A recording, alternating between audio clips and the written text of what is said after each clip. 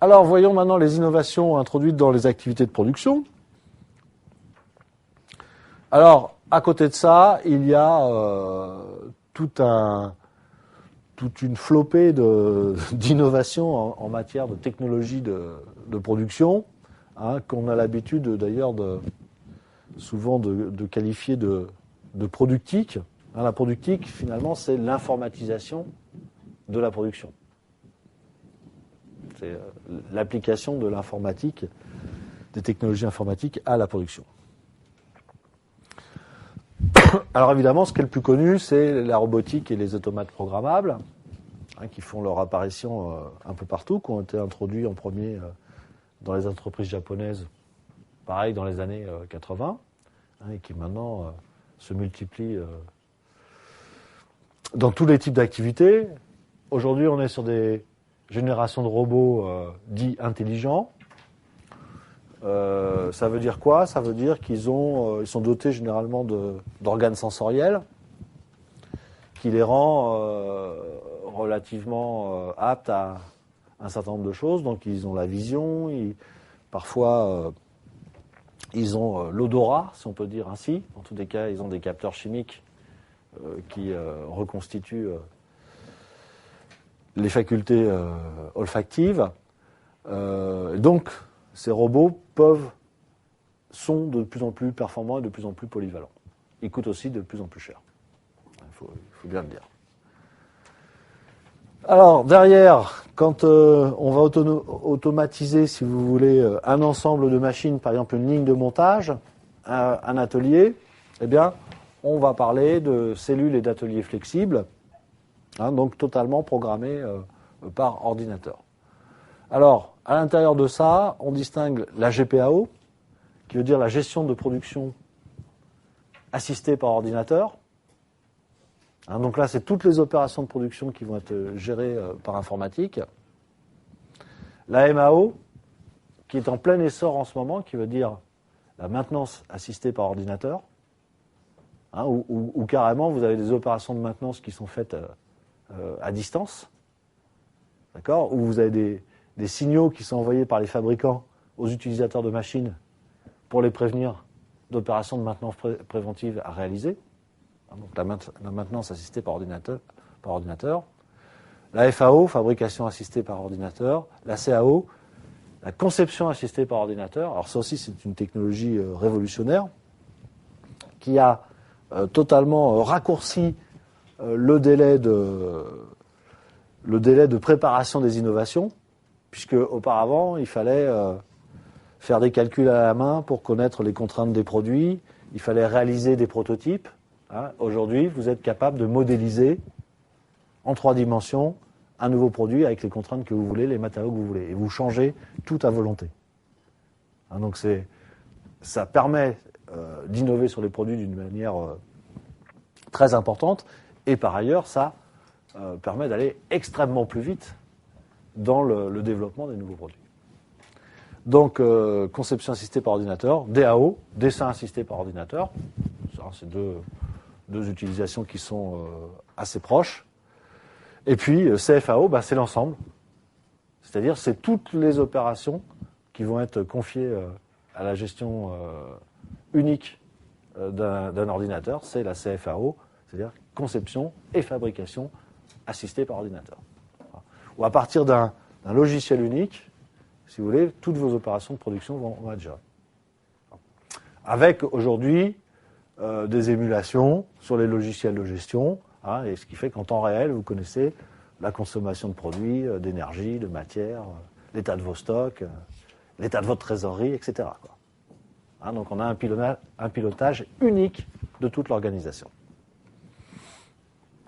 Alors, le dernier né, et c'est la distribution via Internet a beaucoup contribué au développement de ces technologies, eh bien, c'est ce qu'on appelle le magasinage automatisé et les chariots philo-guidés. Hein, quand vous commandez, aujourd'hui, quand vous commandez sur un site en ligne, eh bien, généralement, les préparateurs de commandes, ils n'existent plus. C'est un robot qui va, en fonction de votre commande, il y a des codes numériques, qui va aller chercher dans un entrepôt vertical, qui va aller chercher la pièce que vous avez commandée et qui va réaliser votre panier. Donc ça, c'est extrêmement important, puisqu'on sait que la contrainte logistique est essentielle dans la vente via Internet. Alors après, vous avez des systèmes de navigation des paniers de commandes au sol, par de la peinture ou avec des bornes électroniques, et puis vous avez des chariots qui se croisent toute la journée, qui vont, vous savez pas où, enfin eux ils savent où ils vont, au bon endroit en tous les cas. Vous avez l'approvisionnement, par exemple, dans les ateliers, au bon moment, il y a un chariot qui arrive avec les pièces qu'il faut, juste au bon moment, quoi. Personne n'a rien demandé, simplement. Là où vous posez le stock, il y a une caméra qui voit qu'il n'y en a plus qu'une ou plus que deux et qui va lancer un déstockage. Et le déstockage, il va arriver tout seul par un chariot féo-guidé. On en arrive aujourd'hui à ce degré de maîtrise-là, quoi, qui provoque beaucoup d'accidents du travail dans les sites industriels parce que ces chariots féo-guidés sont électriques et ne font aucun bruit. Et il y a des accidents physiques sur le personnel. Pour la petite histoire.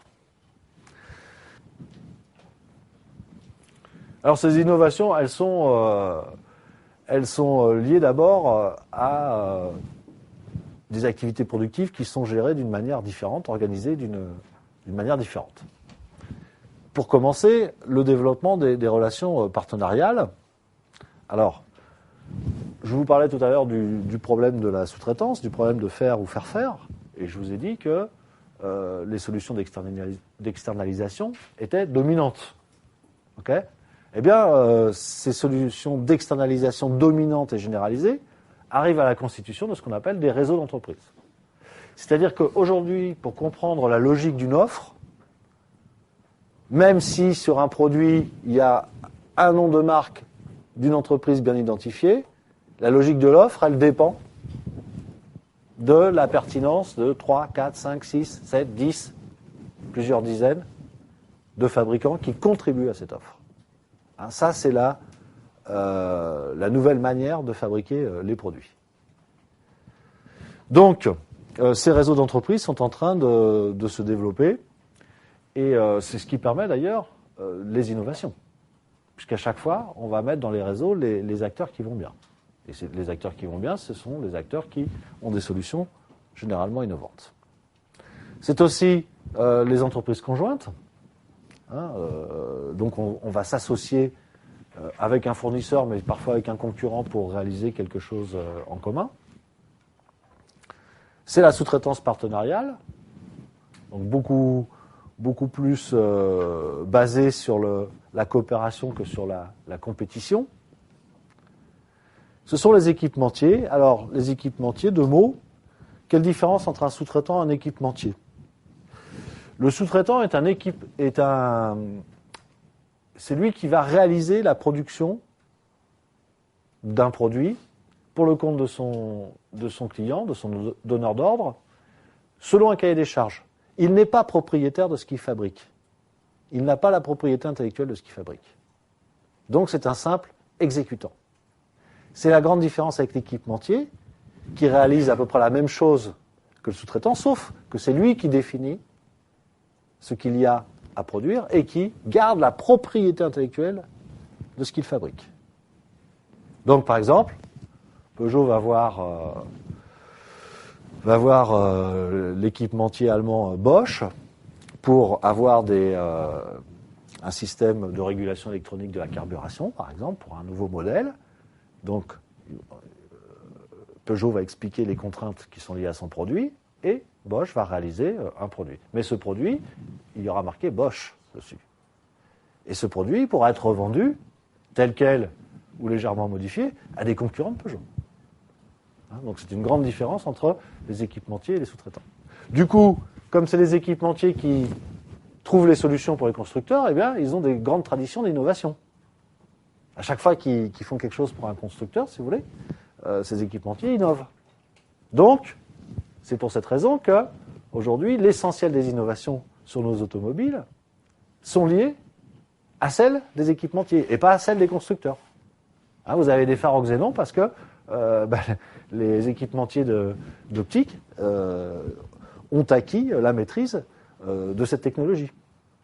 Et c'est pas Peugeot qui maîtrise la technologie du xénon dans l'éclairage des automobiles. Donc voilà ce que l'on peut faire avec des équipementiers. Alors, nouvelle organisation des activités productives, c'est d'abord et aussi la recherche de flexibilité quantitative et qualitative des productions. Alors, flexibilité quantitative, on est d'accord, les marchés sont souvent imprévisibles, versatiles. Donc, on est obligé de concevoir des process de production qui puissent s'adapter en termes de volume à produire. De très grandes quantités à des quantités très faibles sans que ça coûte extrêmement cher. La meilleure des solutions, c'est ce que je vous disais, c'est que chaque équipement soit en capacité de produire différents types de biens. Flexibilité qualitative, eh bien parce que il va falloir effectivement que une même installation puisse produire des déclinaisons différentes d'un même produit.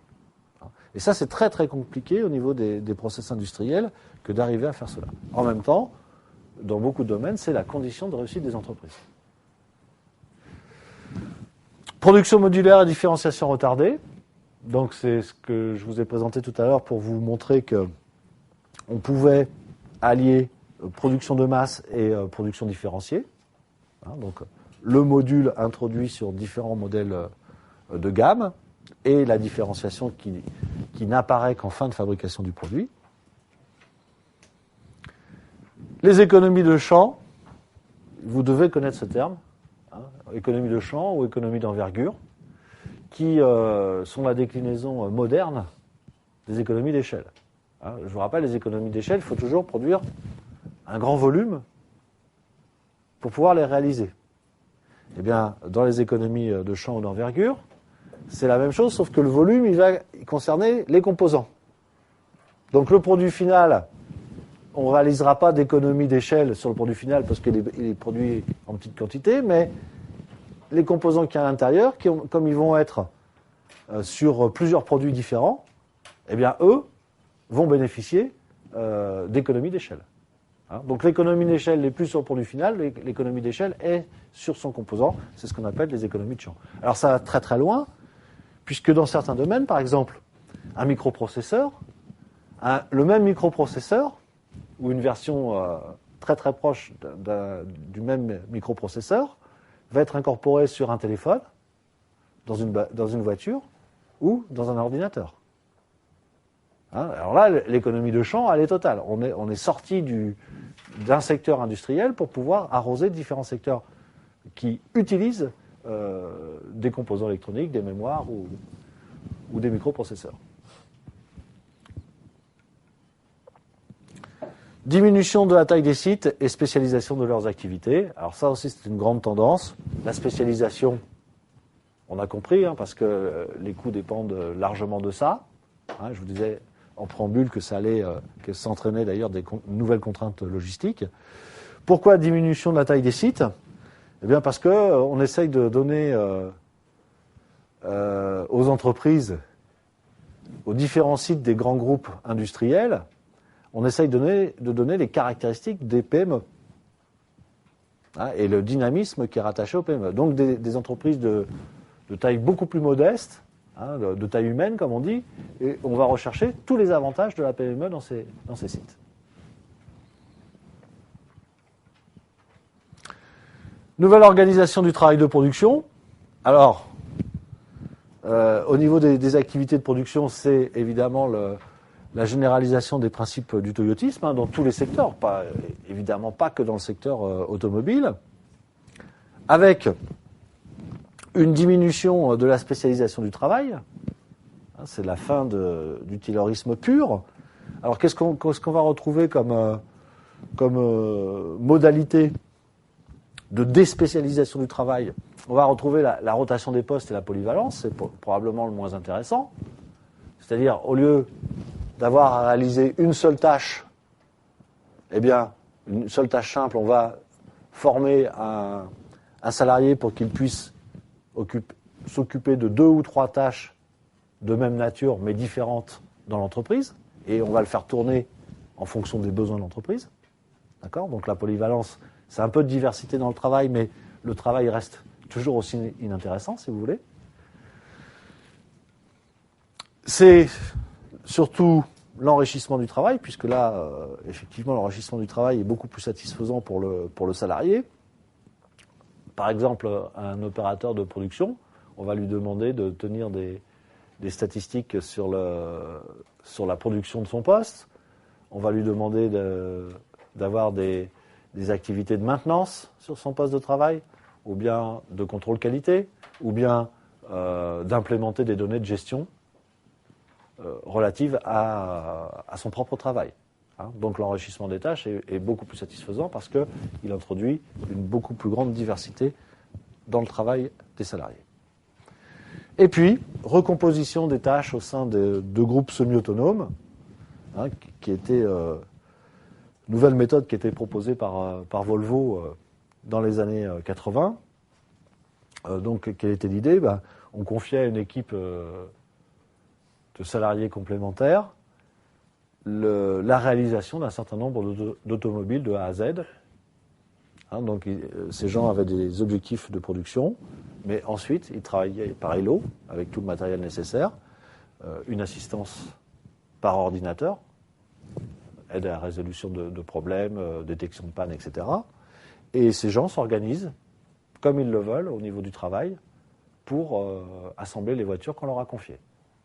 Donc ils peuvent rester au même poste s'ils le veulent, ils peuvent changer leur poste. Et on s'aperçoit qu'effectivement, ces modèles sont très très efficaces en termes de qualité. Ils sont assez motivants pour le personnel. Par contre, évidemment, ça coûte beaucoup plus cher que la production traditionnelle à la chaîne. C'est pour ça que Volvo l'a fait un certain nombre d'années, puisqu'il vendait des berlines relativement haut de gamme. Donc les coûts pouvaient déraper, ce n'était pas un souci. Mais dès que Volvo s'est mis à proposer des véhicules plus basiques, il est obligé de revenir aux méthodes traditionnelles de production. Mais notez que ces groupes semi-autonomes, s'ils sont assez rares aujourd'hui dans l'industrie, par contre dans les services, ils sont extrêmement fréquents, notamment en cas de lancement d'un nouveau service. Quand vous avez un nouveau service pour le marché, eh bien, souvent vous confiez ça à un chef de projet avec la fédération d'un certain nombre d'acteurs qui vont travailler en groupe de projet.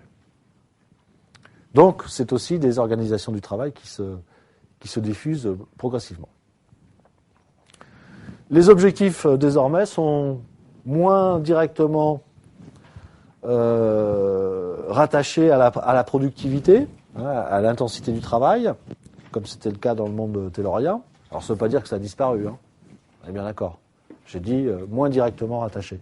Et beaucoup plus à des objectifs plus qualitatifs, précisément comme la qualité, le niveau de la qualité, ou le respect des délais. Donc c'est un changement aussi au niveau des objectifs et des contrôles sur le travail des salariés. Et puis les relations hiérarchiques, comme tous ces modes de production doivent être plus flexibles, bien tout naturellement, les relations hiérarchiques sont assouplies, sont plus légères. Ça veut dire qu'il y a une déverticalisation de l'entreprise, moins de niveau hiérarchique, et puis ça veut dire aussi que la relation hiérarchique change de nature. On est moins sur la contrainte, on est moins sur l'imposition des ordres, et on est plus sur le conseil et l'assistance dans la relation hiérarchique. Évolution des compétences individuelles par la formation, ça aussi c'est une grande nouveauté. Nul ne finira sa vie active comme il l'a commencé. Donc il y a changement d'activité, il y a changement de technologie, et donc il y a en permanence des compétences à acquérir, à approfondir. Et voilà, c'est aussi une des missions de l'entreprise aujourd'hui que d'accompagner les salariés dans l'adaptation de leurs compétences.